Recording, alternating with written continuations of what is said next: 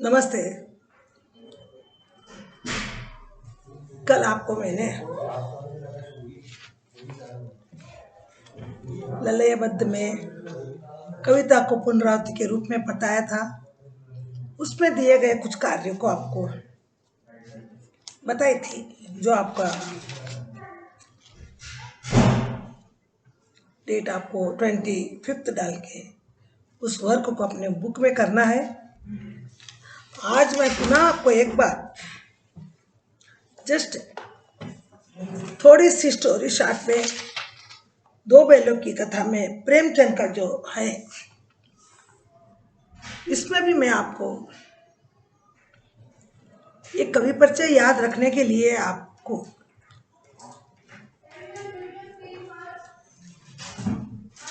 उस कवि परिचय के माध्यम से आप प्रश्न उत्तर बनाएंगे, जो मैं आपको बता चुकी हूँ। नहीं तो फिर भी मैं आप उदाहरण के तौर पर आपको बताऊंगी। अभी जैसे प्रेमचंद का जन्म कहाँ हुआ। अब कहाँ हुआ तो आपका प्रश्न क्या होगा कि लम्हे गांव में हुआ। कब हुआ तो आपको लिखना है ईस्वी सन। उनका एक नाम क्या था या अन्य किसी और नाम से वो जाने जाते थे, वो नाम कौन सा था। तो क्योंकि इसमें आपको क्वेश्चन भी स्वयं बनाना है, एग्जाम में तो आपको क्वेश्चन आएंगे, लेकिन अभी आपका क्योंकि ऐसा एक क्वेश्चन भी आता है, एक पैराग्राफ अनुच्छेद भी आता है, जिसमें आपको अनुच्छेद देखकर पढ़कर सार गर्भित यानी जिसमें कुछ मीनिंग हो, ऐसे आपको क्वेश्चन भी बनाने का भी क्वेश्चन आ सकता है। हम लोग हमारी ओर से पूरी तरह से प्रिपेयर होना चाहिए। तो देखिए, हमें इसके चलते और क्वेश्चन देखिए। आपकी पढ़ाई कहाँ तक हुई थी और उसके बाद आपने नौकरी से त्याग पत्र क्यों दिया।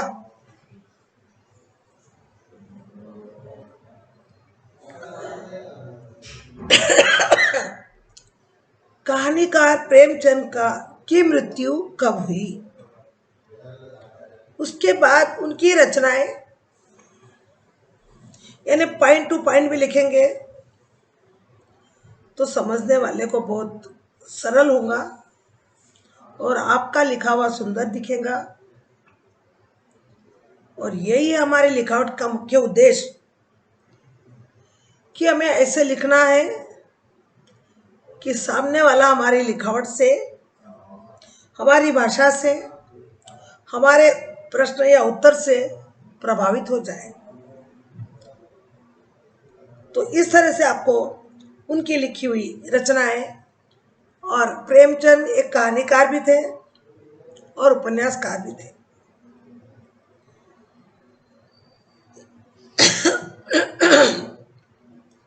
अब मानसरोवर को कितने भागों में संकलित किया गया, यह भी क्वेश्चन हो सकता है। उनकी लिखी हुई कुछ कहानियां, कुछ उपन्यास आदि के नाम बताइए और आप किसमें परिवर्तन लाने की बात सोचते थे। तो आपका आंसर है सामाजिक परिवर्तन में आप सशक्त रहते थे। यानी हमेशा इस समाज के अंदर उठती हुई ये जो पुरानी रूढ़ियां और गरीबी के अभाव में अमीर लोग, जमींदार लोग किस प्रकार से वहन करते थे, उनके ऊपर अत्याचार करते थे, उसी को उन्होंने लिखा। प्रेमचंद की कथा साहित्य का संसार कैसा था। ये हो रहे क्वेश्चन। ये क्वेश्चनों को ध्यान से सुनो और बाद में अपने आप से बैठकर अभी सिर्फ आपको नोट नहीं करना, सुनना है और बाद में उसी तरीके से सार गर्भित, यानी जिसका कोई मीनिंग निकलता हो, ऐसे आपको प्रश्न तैयार करना है। अब उसके अंदर उन्होंने सिर्फ मनुष्य के प्रति नहीं, पशु पक्षियों के प्रति भी क्या दिखाया, आत्मीयता दिखाई। यानी सिर्फ मानव के ऊपर ही नहीं था उनका ध्यान, आज संसार के अंदर पशु पक्षियों पर भी। तो इस पाठ के माध्यम से आपको उनकी आत्मीयता का हमें पता चल जाता है, क्योंकि इस दो बैलों की कथा में एक जानवर के प्रति उनका कितना लगाव था। आदमी को आदमी के प्रति लगाव होता है, लेकिन एक जानवर के प्रति भी उनका कितना लगाव था और वह जानवर भी उनको कितना चाहता था। तो उसी के आधार पर यह कहानी लिखी गई है, जो आप पढ़ चुके हो, समझ चुके हो। यानी कहने का तात्पर्य, आप सिर्फ साहित्य से हमें आपका पशु पक्षियों को भी अद्भुत आत्मीयता मिली, यानी उनको भी अपनापन मिला, प्यार मिला। सबसे बड़ी बात सरल भाषा, एक सबसे अच्छी, यानी आपकी उनकी भाषा कैसी थी, सरल थी। और सबसे में कहना चाहिए कि प्रेमचंद लेखन की प्रमुख विशेषता थी कि उनकी भाषा में, उनके लिखावट में सरल, सजीव और मुहावरा था। यानी उनकी लेखन प्रमुखता में कैसी थी, तब हमको ये बताना है कि उनका लेखन कला, भाषा सरल, सजीव और मुहावरेदार होती थी। बहुत बार वह बीच बीच में मुहावरे का प्रयोग करके उस वाक्य को सुंदर बनाते थे। ये मुहावरा है, लोकोक्तियां, बस वाक्यों के अंदर कुछ सुंदरता लाने के लिए। जैसे कभी कभी आप सुनते हो, कभी कहानी में, कभी पढ़ाई में हम पढ़ते रहते हैं, लेकिन उसके अंदर कभी सरलता लाने के लिए, आपके अंदर रोचकता लाने के लिए हम ऐसी कोई बातें चुटकुले के समान आपको बोलते हैं, ताकि वो पाठ आपको कठिन भी हो तो आपको सरल लग जाता। और ये गुण किसमें थे? प्रेमचंद जी में थे। आप कौन कौन सी भाषा का उपयोग कर लेते थे, या कुशलता पूर्वक आपने कौन कौन सी भाषा लिखी? तो आपका आंसर रहेगा अरबी, फारसी, अंग्रेजी प्रचलित शब्दों को वे प्रयोग कुशलता पूर्वक कर देते। कुशलता यानी बहुत ही होशियारी से। इस प्रकार से आपको इसमें से पहले ऐसे 10 क्वेश्चन बनाना है, और दूसरा बिट इसी पैराग्राफ से जो क्वेश्चन का उपयोग में कर लिया उसको नहीं, और दूसरे अन्य, यानी ये क्वेश्चन बनाया आपने और आपने उन क्वेश्चनों के आंसर भी आपको उसमें से देना है। तो इस तरह से आपका ये कार्य रहेगा। इससे आपको क्या होगा, आप इसको पढ़ेंगे भी, लिखेंगे भी, और ये बिट्स आपको चाहे कवि परिचय में क्वेश्चन आ जाए, लेखक परिचय में क्वेश्चन आ जाए, तो आप उसके लिए भी आपको 4 या 4 मार्क्स का एक क्वेश्चन बिट्स रहेगा। 3 क्वेश्चन में से 4 इंटू 3 तो 12 मार्क्स। और अगर पैसेज में अगर आ गया इसका कोई पैराग्राफ, तो आप उसका भी आंसर दे सकते हो। लेकिन अधिकतर एग्जाम के समय ध्यान रखना, आपको इस कवि परिचय के क्वेश्चन सर इसलिए लिखा रही हूँ कि इस प्रश्न उत्तर के द्वारा आप उस कवि के बारे में जानकारी प्राप्त कर सको। बाकी पैसेज के लिए तो आपको आपके अपठित पाठों में से ही जो पाठ आपको बताए गए थे कि इन पाठों के लिए आपको इसमें डिलीट किए गए थे परियोजना कार्य के लिए, जो जो डिलीट किए हुए पार्ट है उससे उसमें से ही आपको मैसेज आएगा और प्रश्नोत्तर आएंगे। अब देखिए, इसमें बहुत शॉर्ट में आपको बताती हूँ कि दो बैलों की कथा। बैल का अर्थ ऑक्स और कथा यानी उनकी दोनों की कहानी, स्टोरी, कि कैसे प्रेमचंद ने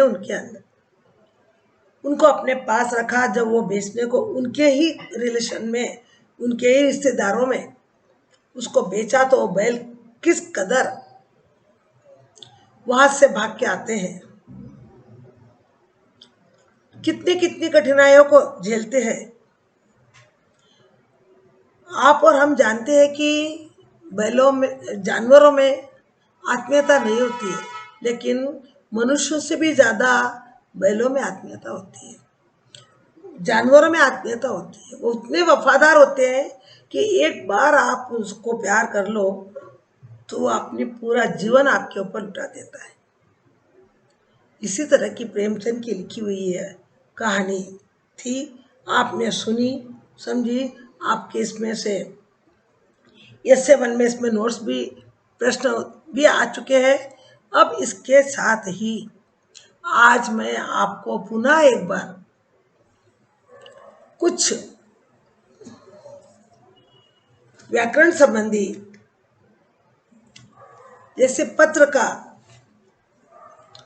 ऐसे मैंने छुट्टी पत्र, मित्र को पत्र, पिताजी को पत्र, ये सभी बता चुकी हूँ। फिर भी एक बार वापस रिविजन करती हूँ कि छुट्टी पत्र, पिताजी को पत्र और मित्र को पत्र, इसके लिए मैंने एक बात जो आपके कई किताबों में नहीं है, लेकिन मैंने आपको बताया था कि 8 पॉइंट्स में ये पत्र खत्म हो जाता है। उस पॉइंटों को आप ध्यान में रखिए ताकि आपको इतना सरल, सुविधाजनक रहेगा पत्र लिखने में। और आप उस पॉइंटों को गिनेंगे तो आपको पता चल जाएगा कि हमारा पत्र पूरा हो गया। और अगर वहाँ पर उन पॉइंटों में 7 या 7 ही आ गए या 6 ही आ गए तो आप समझ जाना आपका पत्र अभी अधूरा है, आपने किसी चीज़ को छोड़ दिया। और वो आपके 8 पॉइंट क्या थे, एक बार पुनः रिपीट करती हूँ आप लोगों के सामने कि वो आपके 8 पॉइंट। सबसे पहले जो भी लेटर है, सपोज एग्जाम्पल आपको छुट्टी पत्र बता रही, जल्दी जल्दी पॉइंट को खाली ध्यान से सुनिए और अपने माइंड में नोट करिए। ऑलरेडी आपको मैं बता चुकी हूँ और मुझे लगता है इस मेथड से आपको पत्र लिखने में आपको बहुत आसानी होगी। तो देखिए, सबसे पहले हम छुट्टी पत्र को ले रहे हैं। ये तो मालूम है आपको, छुट्टी पत्र 3 लोगों से मांगी, छुट्टी पत्र 3 लोगों से लिखी जाता है, एक कक्षा अध्यापक, प्रधान अध्यापक, प्रधानाचार्य जी। और अब अगर सपोज आपको क्वेश्चन आ गया, क्वेश्चन के ऊपर डिपेंड है आपका आंसर। आपको क्वेश्चन आया कि आप अपने कक्षा अध्यापक जी से अपने भाई की शादी में जाने के लिए 4 दिन की छुट्टी मांगिए। अब ये आ गया, इसको अपन साइड में, इसको पढ़ते हुए आपको देखो 8 पॉइंट में मैं आपको सिर्फ पॉइंट बता रही हूँ, आपका ऑलरेडी आपको बता चुकी हूँ, आपको पता भी है। फिर भी एक बार, सबसे पहला पॉइंट आपका होगा हेडिंग ऊपर छुट्टी पत्र। दूसरा, हमारे लेटर के राइट साइड में कॉर्नर में, ध्यान रखिए, नंबर नोट करिए। दूसरा, आपको उस साइड में, लेटर के हमारे राइट साइड के कॉर्नर में आपको लिखना है डेट, दिनांक, कॉमा, हैदराबाद पुलिस स्टॉप। ये हो गया नंबर 2। नंबर 3 मैंने आपको बताया कि कोई भी टाइम पत्र लिखते समय आप उस प्रश्न का रिप्लाई करना, वो विषय में बोलते हैं। जैसे आपको प्रश्न था अभी कि अपने कक्षा अध्यापक जी से भाई की शादी में जाने के लिए 4 दिन की छुट्टी मांगना। ये क्वेश्चन है आपका। तो विषय में विषय साइड हेडिंग लिखकर नंबर 3 पॉइंट, उसमें आप क्या लिखोगे? अपने कक्षा अध्यापक जी से भाई की शादी में जाने के लिए 4 दिन की छुट्टी मांगना। देखो वहां पर क्या क्वेश्चन में क्या आया, मांगिए, और यहाँ पर आपका रिप्लाई क्या आया? आप क्यों लिख रहे हो, why you are writing letter, उसका रीजन आपके इस विषय में आ गया। और जिसका विषय बराबर हो वो डेफिनेटली उसका पत्र अच्छा लिख सकता है। विषय करने वाले, विषय में लिखने वाले को ही मेथड क्वेश्चन का भाव समझ में आया कि हमको क्या लिखना है, किसे लिखना है। अपने कक्षा अध्यापक जी से 4 दिन की छुट्टी भाई की शादी में जाने के लिए मांगना, यानी रीजन आपको मालूम हो गया। ओवर, 3rd पॉइंट खत्म। अब देखिए हमारे इस पत्र में, जैसा हमारे पास पेज, कॉपी का एक पेज होता है, और उस पेज के ऊपर अगर आप लोग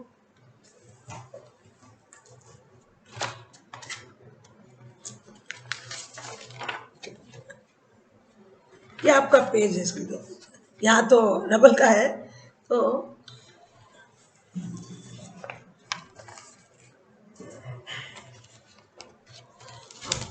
देखिए आपका ये पेज। और ये याद रखना आप कभी भी कि कभी भी लेटर पूरे एक पेज पर खत्म होना चाहिए। लेटर आपका आधा इधर आधा उधर नहीं रखना। अगर आपके पास इधर जगह है तो आप उसको थोड़ी जगह को इस्तेमाल मत कर दीजिए, पीटीओ बोलकर लिखिए, आप दूसरी जगह में इस पेज को लीजिए। तो यहाँ आपका आ जाएगा हेडिंग, यहाँ आपकी आएंगी दिनांक, यहाँ आपका आएगा क्या आएगा, विषय। विषय करके आरंभ करके लिखना है, क्वेश्चन को रिप्लाई करना है, आपका रीजन बताना है आप क्यों मांग रहे हो। तो उसका शब्द ऐसे होना चाहिए, भाई की शादी में जाने के लिए अध्यापक जी से, कक्षा अध्यापक जी से, सॉरी अध्यापक जी बोल तो सब अध्यापक आ गए, कक्षा अध्यापक जी से 4 दिन की छुट्टी मांगना। मांगिए बोल के नहीं करना, मांगिए लिखे तो आपका फिर आप मेरे से क्वेश्चन कर रहे हो। ओवर। अब इसमें 4th पॉइंट में आपको बता रही हूँ, इस मिडिल साइड में, ये पत्र है इसीलिए मिडिल साइड में। अब इस मिडिल साइड में आपको क्या करेंगे कि अपना स्कूल का एड्रेस, सेंट अगस्टीन उन्नत पाठशाला। अब देखो आप फर्स्ट लैंग्वेज के हैं तो आप स्कूल भी नहीं लिखना और हाई स्कूल भी नहीं, हाई भी नहीं लिखना। हिंदी में भी आप वो हाई वर्ड्स उपयोग करेंगे तो गलत है। आपका सही में होना है सेंट अगस्टीन उन्नत पाठशाला, कामा, नेक्स्ट लाइन नया नल्ला कोटा, कामा, 3rd पॉइंट, 3rd लाइन में इसमें से बहुत सुंदरता से हैदराबाद, पुलिस स्टॉप। ओवर। ये कौन सा पॉइंट खत्म हुआ आपका? 4।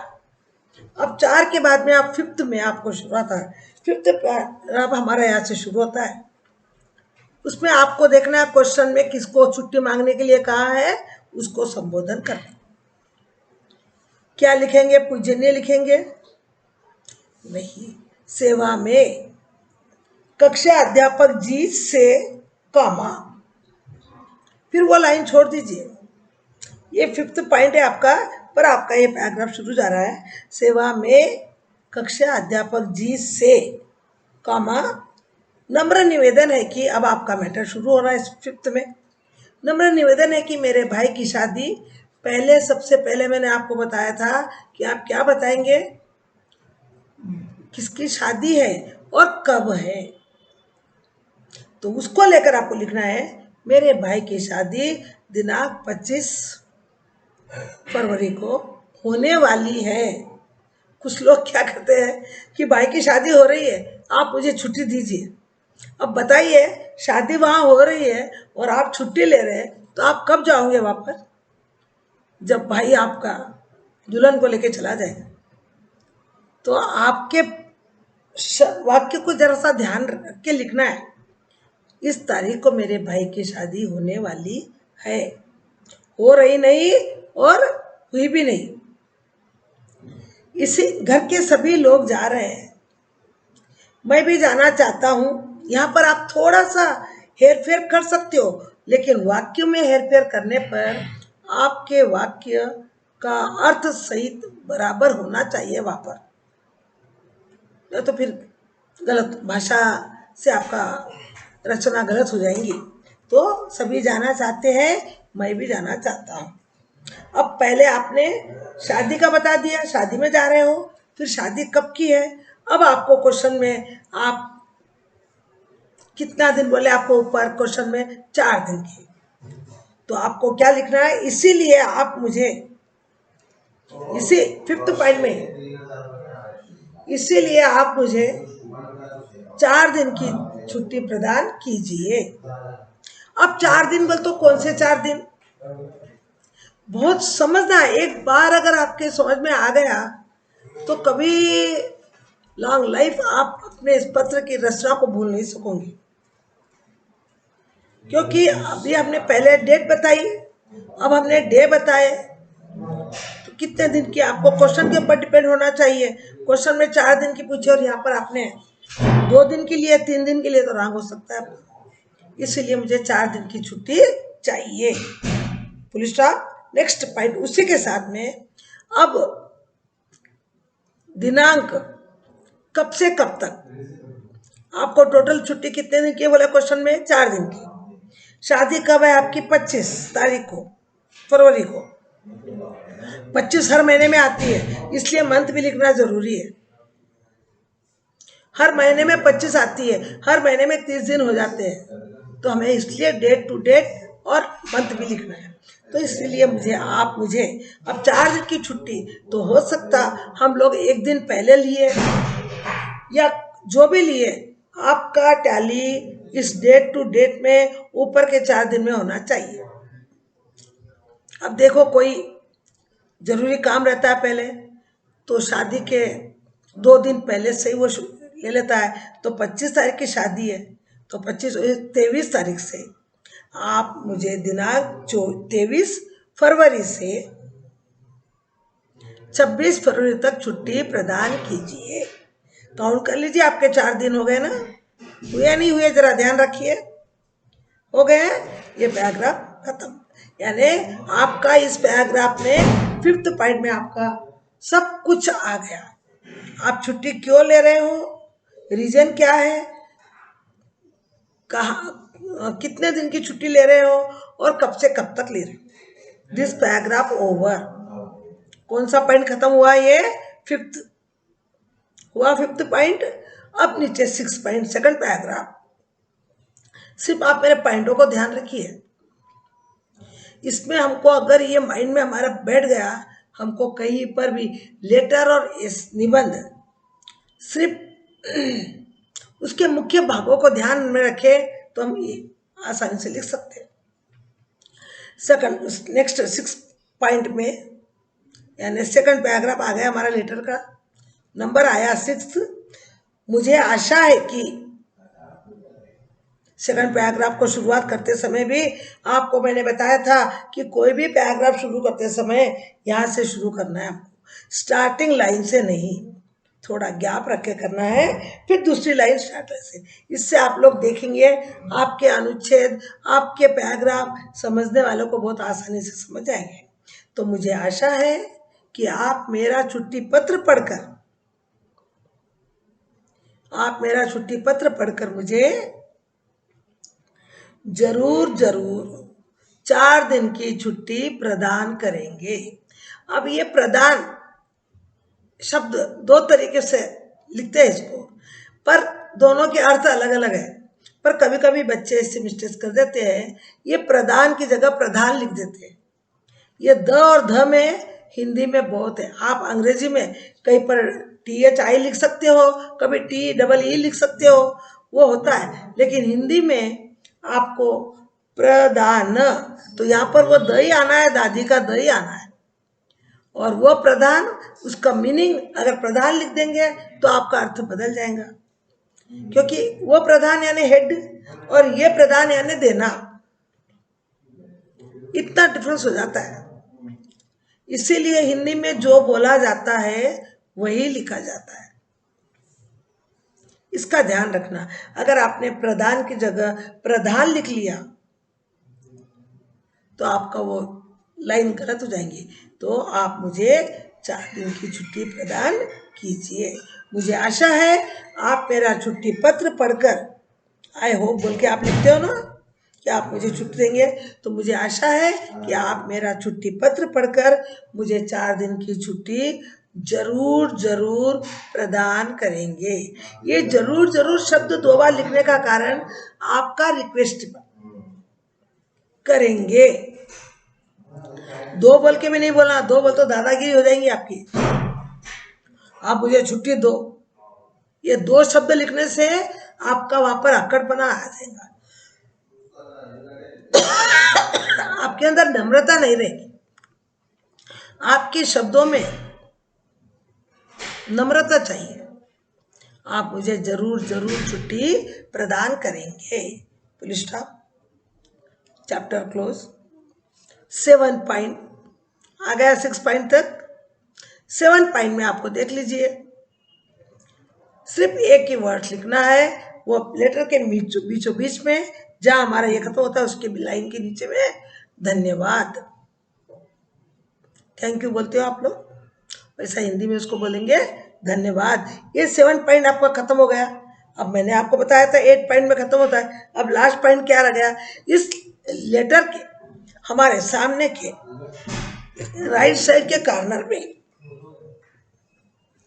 आपका प्रिय छात्र, आपका आज्ञाकारी छात्र, आपका सुशिष्य, कोई भी कितने भी पर्यायवाची शब्द इसमें रहते हैं, आप जो उचित रखे सो उसमें आप लिखें। आप शिष्य भी लिख सकते हो, विद्यार्थी भी लिख सकते हो, प्रिय भी लिख सकते हो, आज्ञाकारी भी लिख सकते हो।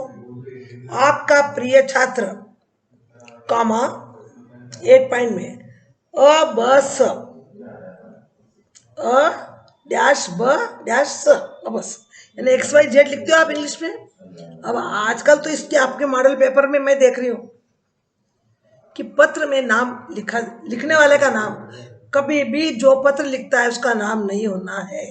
ये रूल था, आज भी है, लेकिन आजकल ये लोग इसको फॉलो नहीं कर रहे। तो हमें लिखना है आपका प्रिय विद्यार्थी, अ ब स, विद्यार्थी के बाद में कामा आना है, अ ब स के बाद में कामा, फिर यहाँ पर आपको लिखना है, क्योंकि अपना नाम नहीं लिखे इसीलिए आप लोग अपनी कक्षा लिख सकते हो।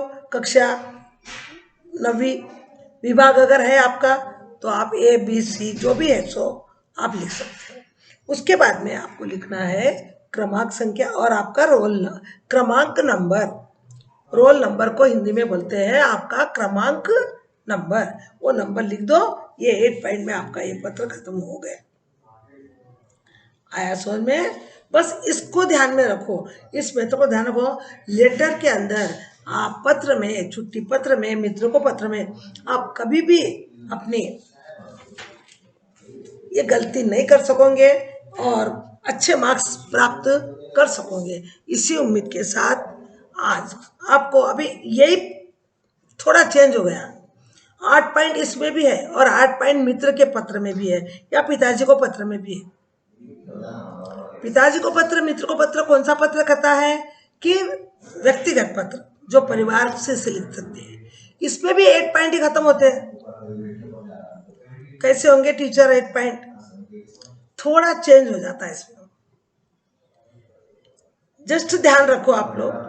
जो मैंने आपको बताया कि 8 पॉइंट इसमें भी है और 8 पॉइंट इसमें भी है, तो फिर इसमें 8 पॉइंट कैसे आएंगे? थोड़ा ध्यान लगा के सुनिए और समझिए। सेम टू सेम ऊपर हेडिंग है, आपको लिखना है, पर यहाँ छुट्टी पत्र की जगह क्या लिखेंगे? सपोज आप मित्र को लिख रहे हो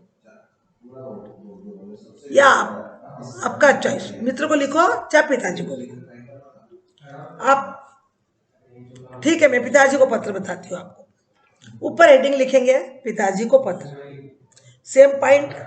सेकंड पॉइंट वही डेट, वही place, date comma place full stop, over. Third point same to same विषय। अब यहाँ पर इसको विषय को किस में बनना है, क्वेश्चन में। सपोज आपको आपकी पढ़ाई कैसी चल रही है, शायद आप हॉस्टल में रहते हो, छात्रावास में रहते हो, तो वहां से आप अपने पिताजी को पत्र के माध्यम से पढ़ाई की जानकारी देना। आपका क्वेश्चन है कि आप अपनी पढ़ाई की जानकारी पिताजी को पत्र के द्वारा दीजिए, ये क्वेश्चन आपको है।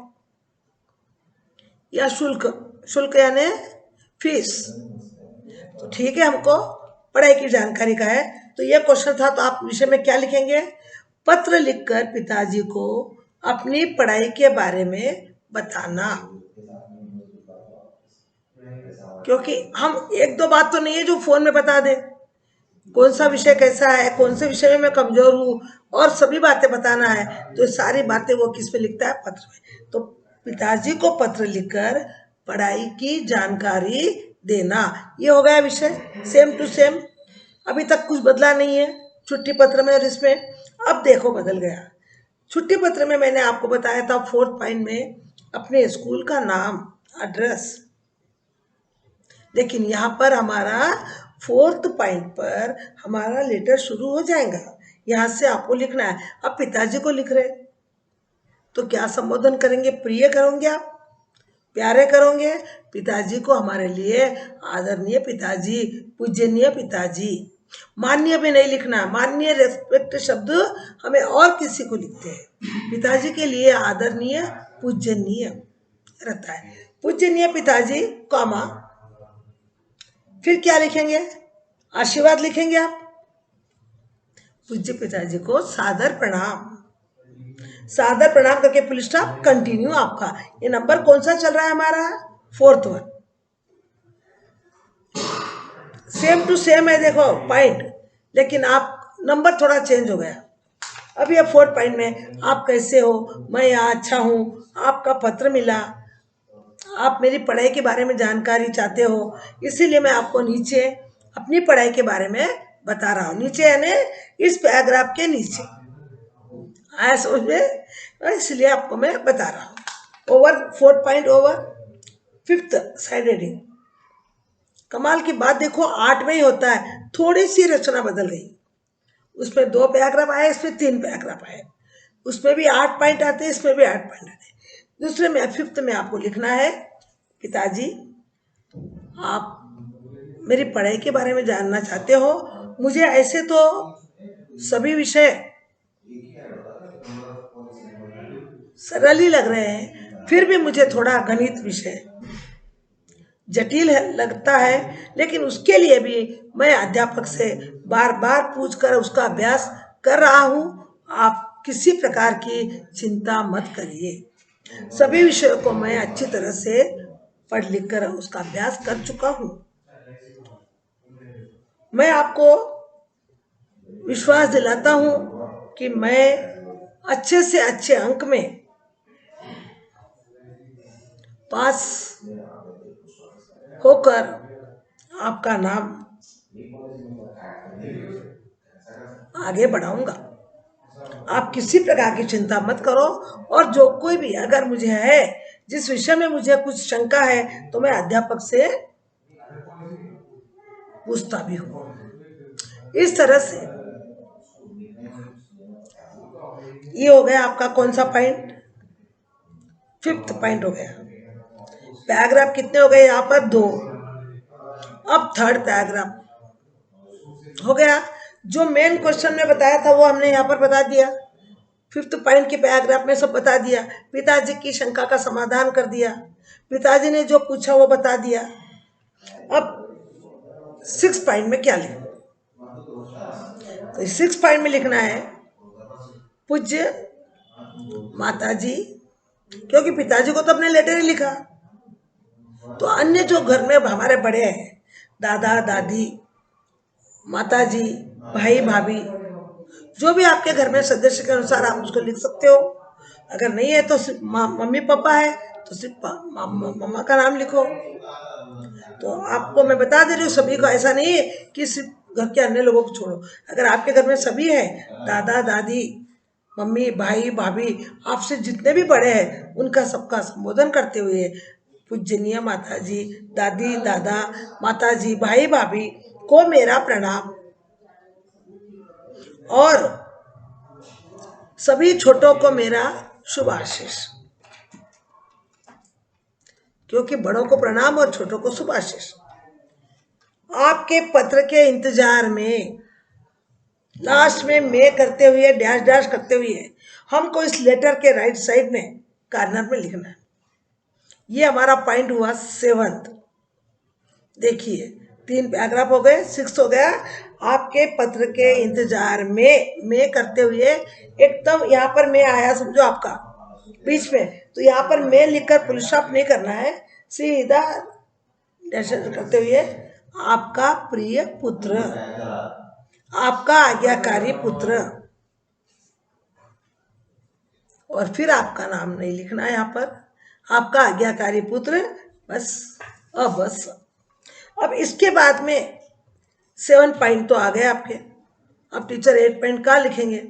क्योंकि यहाँ पर हमारे छुट्टी पत्र में 8 पॉइंट यहाँ आया था ना, कि आपका प्रिय शिष्य, वहाँ 8 पॉइंट खत्म हुआ था। तो यहाँ पर 7 पॉइंट का खत्म हुआ था पत्र में, धन्यवाद में हुआ था। लेकिन पिताजी को या अपने लोगों को हम कभी भी धन्यवाद नहीं बोलते हैं।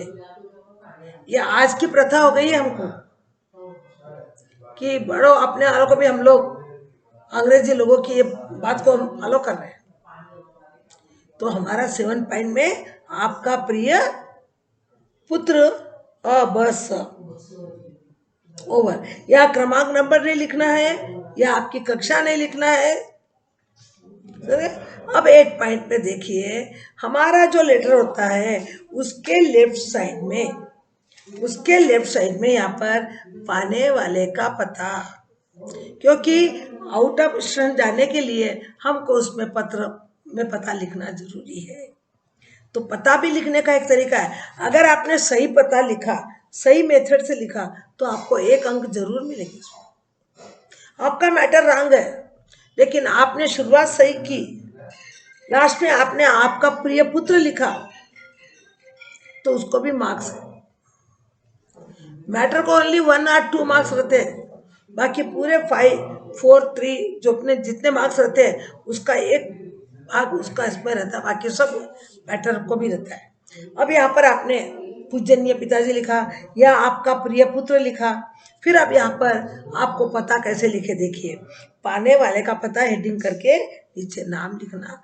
हेड आप जिसके घर से हमारा पत्र व्यवहार होता है, जिसके नाम से, जैसे आपको लिखना है, जैसे आपके पिताजी का नाम श्रीनिवास राव, तो आप लिखना है श्रीनिवास राव, फिर कामा जरूर देना है। कामा फुल स्टॉप मात्रा का बहुत पत्र में बहुत कीमत है। दूसरा बात आपको लिखना है मकान नंबर, जिसको आप हाउस नंबर बोलते हो। म करके डैश करो और न करके डैश करो, मकान नंबर। फिर आपका मकान नंबर देना, आपको जो भी 3-2-1040 और एनीवन जो भी हो, उसको भी कामा करना है। नेक्स्ट 3rd लाइन में आप कहाँ हो, आपका एरिया, जैसे तिलक नगर,